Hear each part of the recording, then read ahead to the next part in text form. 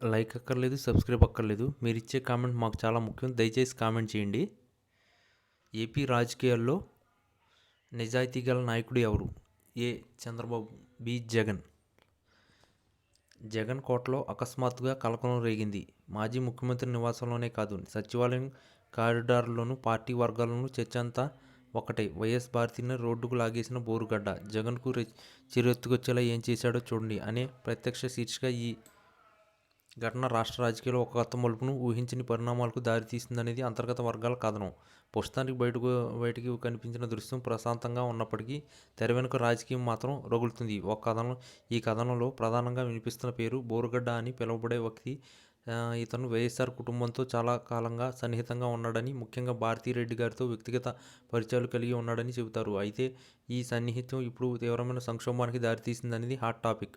బోరుగడ్డ తన అతి తెలివిని, ఆధిపత్యం ధోరణి కారణంగా ఇప్పటికే ముఖ్యమంత్రికి అప్రియంగా మారడానికి గుసగుసలు వినిపిస్తున్నాయి. ముఖ్యమంత్రి కార్యాలయం, సీఎంఓ అధికారుల మాటలు కూడా లెక్క చేయకుండా తన దారిని తాను పోవడం, కొన్ని కీలకమైన నిర్ణయాల్లో ముఖ్యమంత్రి సతీమణి పేరును వాడుకుని జోక్యం చేసుకోవడం వంటి చర్యలు పాల్పడ్డానని సమాచారం.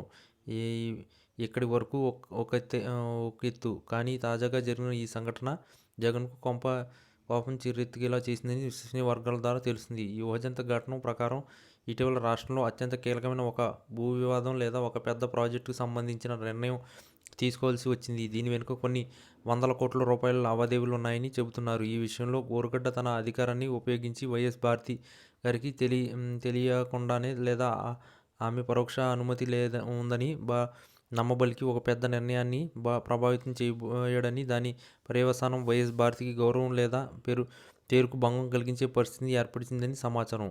ఒకానొక సందర్భంలో బోరుగడ్డ చేసిన ఒక పెద్ద ఎత్తుగడ బెడిసికొట్టి అది బహిరంగ చర్చకు దారితీసే ప్రమాదం ఏర్పడింది. ఈ క్రమంలో పరిస్థితిని చక్కదిద్దడానికి వైఎస్ భారతి గారే స్వయంగా రంగంలోకి దిగాల్సి వచ్చింది.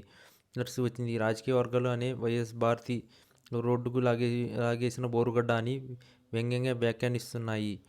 అంటే బోరుగడ్డ చేసిన తప్పిదం కారణంగా ముఖ్యమంత్రి సతీమణి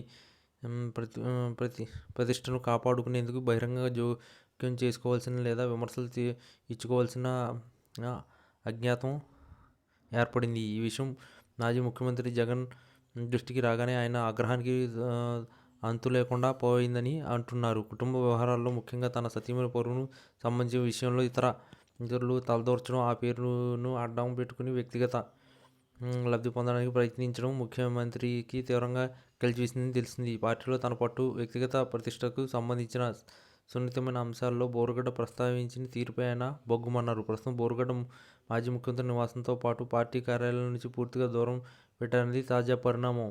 ఆయన మాజీ ముఖ్యమంత్రి జగన్ కార్యాలయంలో ఉన్న పరిచయాలను కూడా పూర్తిగా తొలగించే ప్రయత్నాలు జరుగుతున్నట్లు తెలిసింది. ఈ ఘటన జగన్ కుటుంబాన్ని ప్రతిష్ట విషయంలో ఎంత కఠినంగా వ్యవహరిస్తారో మరోసారి నిరూపించిందని విశ్లేషకులు చెబుతున్నారు. బోరుగడ్డ వ్యవహారం రాష్ట్ర రాజకీయాల్లో చిన్న